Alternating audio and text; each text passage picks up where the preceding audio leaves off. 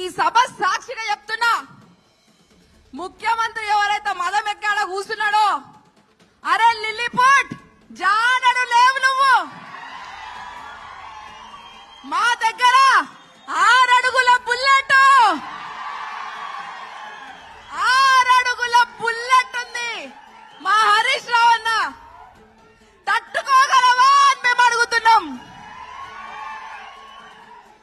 రేవంత్ రెడ్డి నీ దుఃఖం బంద్ అయిపోయింది. कांग्रेस तुम्हारा खेल खत्म, दुखनम बंद हो गया. అవునా కదా? కాన్బేరి కొట్టాలా లేదా? కాన్బేరి కొట్టాలంటే డిపాజిట్ రానియకుండా చేయాలి.